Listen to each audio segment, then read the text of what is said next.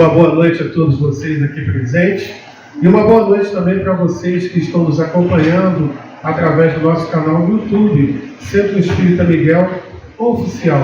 Uma recomendação da espiritualidade para você, irmão, que está nos acompanhando à distância, é que coloque um jarro com água ou um copo com água para que ele seja magnetizado durante todo esse nosso trabalho que está transcorrendo aqui, porque ele será ingerido como remédio. Vamos ouvir a página de preparação com a nossa irmã Rosana.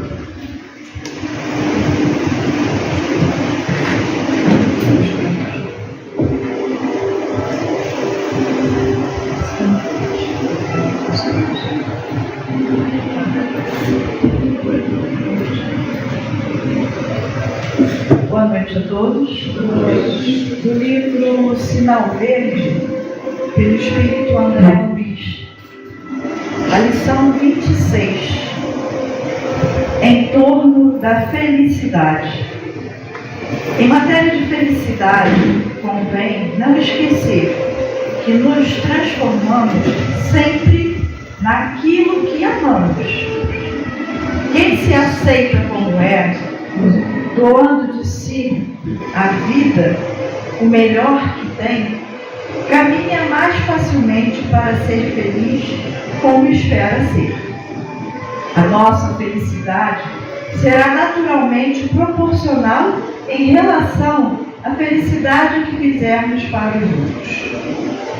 A alegria do próximo começa muitas vezes no sorriso que você lhe queira dar.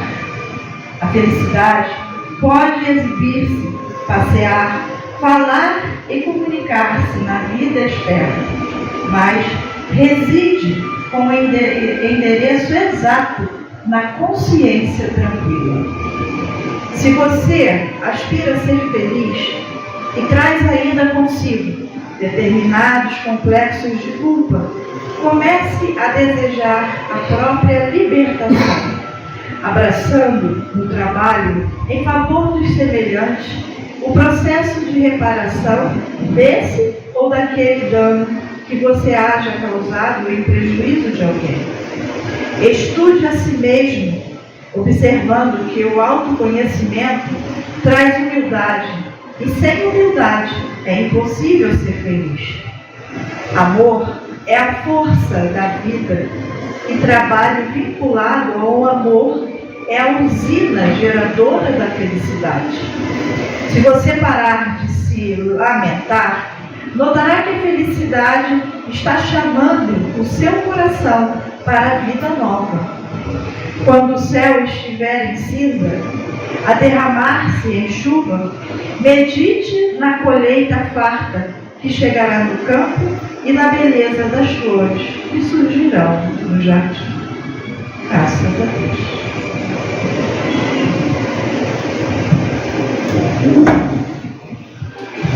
Graças a Deus.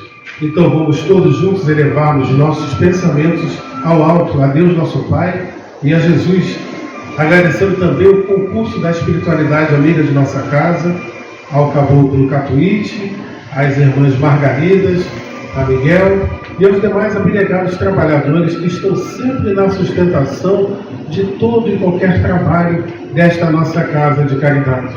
Vamos conversar com Jesus. Mestre amigo, nessa noite de calor, nessa noite em que aqui chegamos, cada um de nós a seu turno, vivenciamos um dia cheio de altos e baixos, de correria, outros de calmaria, mas para que estejamos aqui, nós precisamos nos vencer. Sim, com certeza nos vencer, porque nós temos tantas coisas para apontar que muitas das vezes nos impedem de estarmos aqui. E é com tanta consistência que a gente alega não ter tempo, muitas das vezes nem para nós. Então o fato de estarmos aqui é sinônimo de persistência. É sinônimo, sim, de que nós estamos lutando pela nossa melhora. Digo mais uma vez, cada um de nós a seu turno. O que pode ser custoso para um irmão, não necessariamente será para outro. Mas uma vez estando aqui, mestre amigo, e já recebendo as benesses dessas boas vibrações em que a espiritualidade já está operando aqui no salão, e agradecidos estamos desse serviço que eles nos prestam. Mestre, por favor, também leve o nosso agradecimento até Deus, nosso Pai, por tudo que Ele nos envia, e principalmente porque Ele nos ama e para conosco é sempre misericordioso. Somos eternos pedintes, mestre e amigo, estamos a te pedir para que a nossa reunião transcorra a contento, que cada um de nós possamos sempre ser porta-vozes da Tua boa nova, que possamos vivenciar o Evangelho no nosso dia a dia, mesmo em meio às nossas dificuldades. Que o serviço de passes também possa ocorrer a contento, esteja com cada um de nossos irmãos médicos. E, por favor, toca a fronte do nosso irmão João, que oferecerá para nós as reflexões desta noite.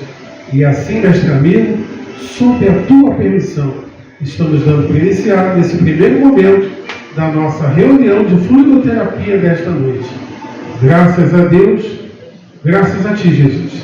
Então vamos ouvir o nosso irmão João.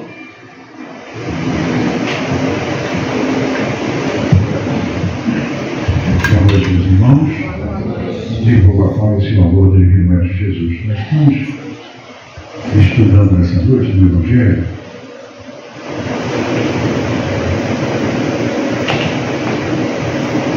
dentro do capítulo 16, que tem o título Servir a Deus. Irmão, vamos estudar hoje a parábola dos talentos. Então, antes de mais nada, eu vou ler, é curta, uma parábola, e curiosíssima, mas estudando, a gente acaba descobrindo um monte de coisa interessante, né?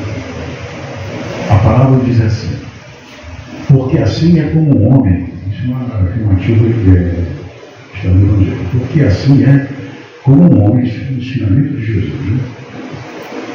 Que, ao ausentar-se para longe, chamou os seus servos e lhes entregou os seus bens. E deu a um 5 talentos, ao outro 2 talentos, e ao outro deu 1 talento, a cada um segundo a sua capacidade. E partiu logo, foi embora, viajou, né? O que receberam após 5 talentos foi-se e entrou a negociar com eles e ganhou outros 5 talentos. Da mesma sorte, também aquele que recebera 2 ganhou outros 2 talentos. Mas aquele que havia recebido um único talento, indo-se com ele, cavou na terra e escondeu aí o dinheiro do seu senhor. E, passando muito tempo, veio o senhor de volta da viagem que tinha feito, o senhor daqueles termos, e chamou-os a contas, a prestação de contas. E chegando a ele, que havia recebido os 5 talentos, apresentou-lhes outros 5 talentos, dizendo: Senhor, tu me entregaste 5 talentos, eis aqui tens outros 5, mas que eu lucrei.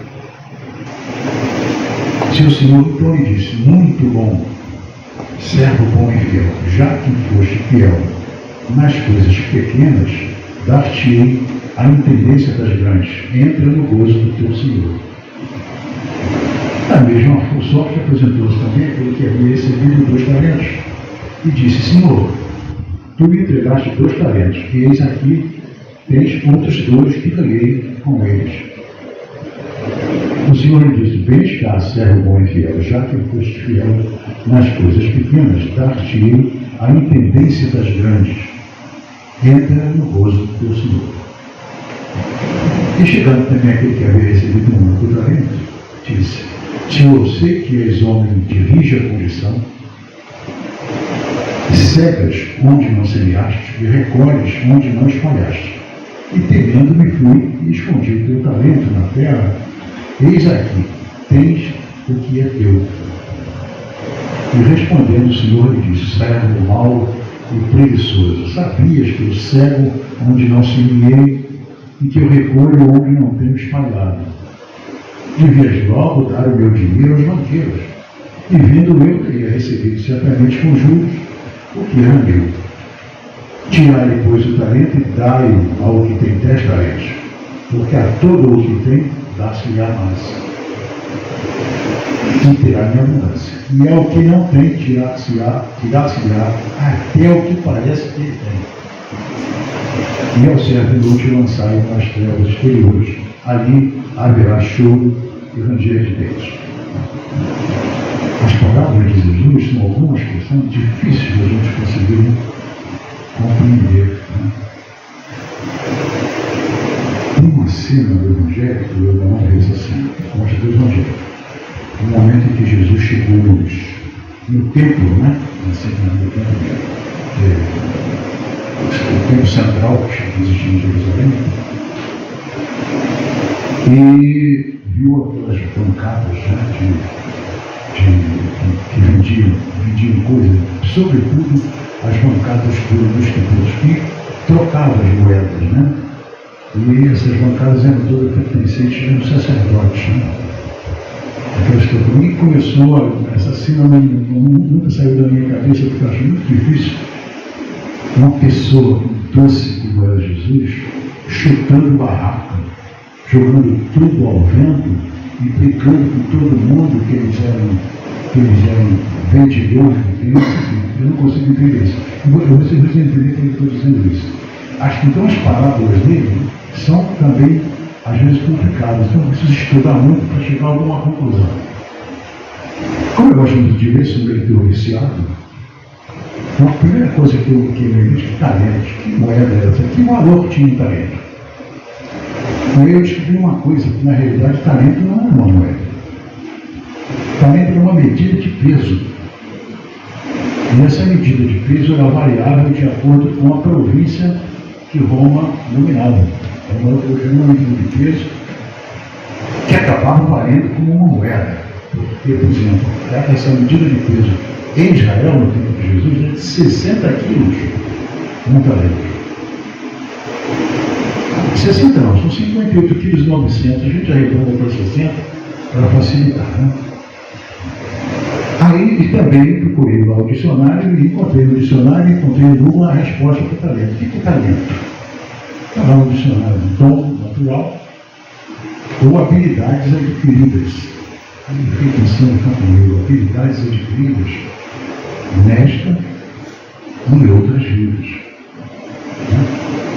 Porque a gente vê crianças que têm umas certas habilidades que não tem nada a ver com ele, não conhece, não tem a menor ideia daquilo, e a gente tem aquela habilidade, desenvolve aquilo e muita gente. Conhece um monte de gente nessa função. Deus convidou para minha netinha de 4 anos, meu pai teve até encarnado ali de volta. O pai desencarnou em 79, o pai morreu de 4 anos, porque ele é apaixonado por desenhar e pinta bem 4 anos de idade. Rabisca, desenho direitinho. Acho que o pai era pintor, pintava quadro, né? Então estudou na academia de escola de belas artes, de repente ele está de volta. Ele está lembrando assim. O neto, a gente sempre trabalha, isso é assim mesmo. Aí eu fui encontrar uma coisa curiosa, eu fui verificar os valores das moedas romanas, e o Google também ensina a gente. Um talento, que era uma medida de peso, 58 quilos em 1989, não era uma moeda em si, né? As moedas tinham 5 tipos de moedas. De ouro, que era uma moeda de ouro, rara, caríssima, pouca gente tinha acesso. Tinha o denário, muito conhecido, né? Como a gente conhece o problema de Judas, os 30 denários que recebeu. O denário que originou para nós, no português, a palavra dinheiro. Era um denário, uma moeda de prata, de 4 gramas de prata. E tinha, que valeria hoje, aproximadamente, pelos cálculos, 50 reais. Era o salário de um dia de um trabalhador naquela época. Tinha o sexterço, que era outra moeda que era também. O sexterço não era de prata, era de bronze.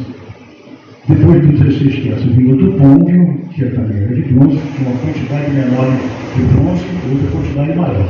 E a última era aquela moedinha de cobre, com a gente tem do líquido, que é o ácido. E as moedas judaicas só tinham 2 tipos. Era o ciclo, que era de prata, e o shekel, que também era de prata. O ciclo era de 6, varia mais que o denário. Tinha 6 gramas de prata. Já o shekel tinha 3 gramas de prata. Eu procurei isso, saber porque aqui na coisa eles falam, a moeda, eles dizem as moedas, moeda seria que Jesus quis dizer? Pegou 6 quilos de moedas, 300 quilos de moeda de ouro? Não deve ter sido de ouro, mas pode ter sido de cobre ou de bronze, né? Para poder especificar isso. Agora vamos entrar no tema real, né? No que fala em talentos. Como diz o nosso dicionário, o Google diz também, que o talento é um dom natural, uma habilidade adquirida. Eu brinco dizendo que aqui pode ser adquirido em outra vida, com certeza. A gente já nasce, muitas vezes, com um determinado talento. A gente volta a nossa vida para aquela condição, inclusive, que muitas vezes para aquela condição. Agora, nós vamos entrar no tema real, talentos. Antes de mais nada, o capítulo 1 diz assim, esse capítulo tem o título, como eu disse, de servir a Deus e a Mamon. Servir a Deus e a Mamon. Mamon o que era? Naquela época que Jesus queria representar como Mamon. Eram os bens adquiridos, materiais, a riqueza. Mamon era significativo disso, de riqueza. Então, aí tinha uma frase de Jesus que diz que nem o rico tem condições de. É mais fácil o camelo passar de uma agulha do que o rico entrar no reino dos céus, por causa da dificuldade da pessoa conseguir passar pela prova da riqueza. É uma prova que não deve ser nada fácil. O porquê é difícil de passar? Porque a riqueza não foi feita apenas para o gozo específico da pessoa que a tem. A riqueza é um talento que a gente recebe, muitas vezes recebe com herança, muitas vezes ganha facilmente em loteria qualquer da vida, e recebe aquilo para ser utilizado em favor do outro. Não exclusivamente em seu, não está proibido, ninguém está proibido de utilizar a riqueza para o seu próprio conforto, para o seu próprio bem-estar, de forma alguma. Mas é preciso saber distribuir aquilo, porque você sabe que você não recebeu aquilo gratuitamente, não. Ninguém recebe nenhum benefício ou malefício de graça. Recebe porque tem necessidade de passar por aquele problema ou por aquela condição de material, de riqueza material. Como prova, como também um teste para você verificar se você vai superar aquela condição. Chico diz que é a prova mais difícil. E saber utilizar ela com igualdade é uma complicação, é muito difícil. A maior parte das pessoas que ficam milionárias utilizam o dinheiro e conforto, o que é pior, para ostentação. Ostentação pura. A gente conhece no Brasil alguns jogadores de futebol, sobretudo esses que jogam na Europa, né? São milionários, e que ostentam fortunas, ostentam material que artigos. Tem um que acabou de comprar um helicóptero de 95 milhões de reais. Não vou dizer o número que não importa. Né? Quer dizer, as pessoas não utilizam na realidade aquilo visando apenas o conforto próprio e o orgulho, a ostentar aquilo que tem, e nunca de maneira a fazer com que aquilo auxilie outras pessoas a sobreviver. E existem alguns milionários que fazem isso. Nós conhecemos alguns, gente que emprega toda a sua fortuna nas suas empresas para gerar emprego para outros, diversas pessoas nesses. Ainda bem que tem alguns que só pensam nisso, não pensam na ostentação. Mas é uma forma de utilizar a riqueza. Então, como eu disse, é a prova muito difícil, é difícil realmente de você aceitar essa prova da riqueza com facilidade, porque a tentação é muito grande. Né? Agora, só que vamos fazer uma analogia desses talentos. Ele deu 5 talentos para um, 2 talentos para o outro e 1 talento para o outro. Esses talentos que estavam que se refere a Jesus são as qualidades daquela pessoa. Um que tinha 5 qualidades muito importantes, ele deu aqueles que possui aqueles 5 talentos, aquelas 5 qualidades, ele deu aquela missão de cuidar, de pegar aquelas qualidades e fazer com que ela rendesse frutos em benefício dos outros, de hoje. A gente não pode esquecer que esse Senhor que aparece aqui na história, a gente pode chegar e transformá-lo em Deus. Esses servos que ele falou, quem são? Somos nós, os servos. Cada um de nós tem algum talento que pode utilizar em benefício de outro. Vou dar um exemplo, alguns exemplos que eu fiz questão de anotar. Recursos morais elevados, recursos financeiros, recursos intelectuais que podem facilitar o aprendizado de outros, recursos técnicos, amigos importantes, amigos que podem te ajudar a ajudar outras pessoas através desses amigos. São talentos que a gente tem. A gente tem uma série de amizades fantásticas. Eu estou tirando um recurso, olha, eu vou te indicar o Paulo, vou falando que ele te ajuda. Tem pessoas que conhecem outras que são hábeis em alguma coisa. Quando você pede uma ajuda, diz, olha, eu conheço uma pessoa que sabe fazer isso, procura ele, foi eu mandei. Você chega lá, como você se dá bem, você tem aquele amigo verdadeiro, ele vai te ajudar naquele que você indicou, porque ele tem amizade com você. As amizades são talentos que a gente consegue adquirir também. Boas amizades, sobretudo. E talentos culturais.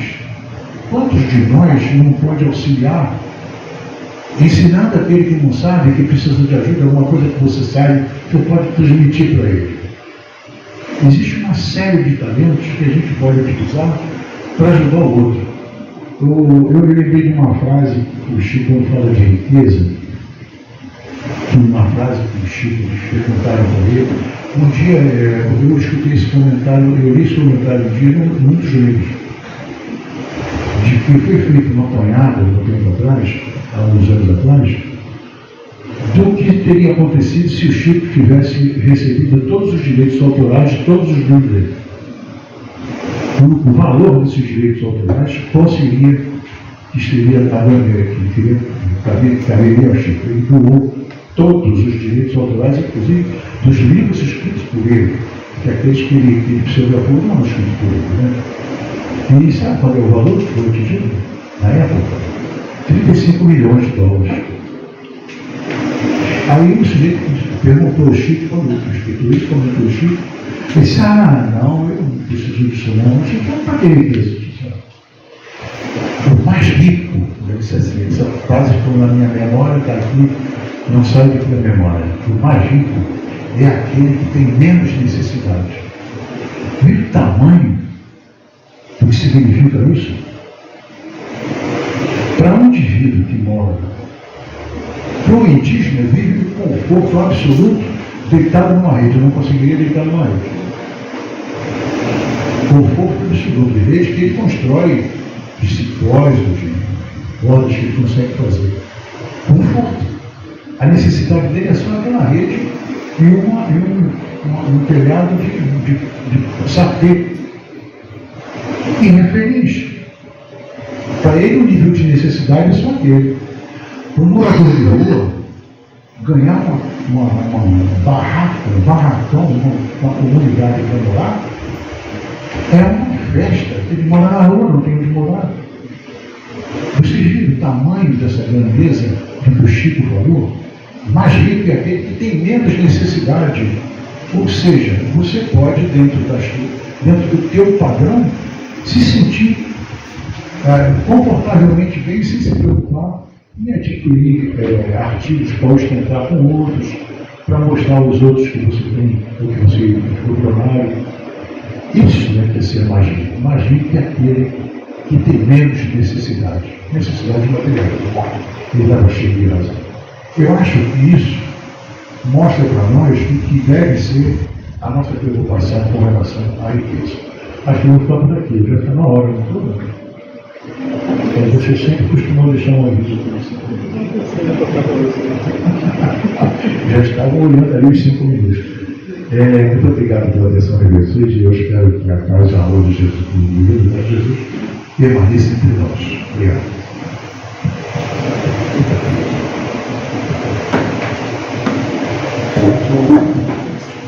Passa tão rápido, né, amigos? Vou deixar o João falando um pouquinho mais com a gente, né? Então vamos elevando mais uma vez os nossos pensamentos a Deus, nosso Pai, e a Jesus, agradecendo a eles essa oportunidade ímpar.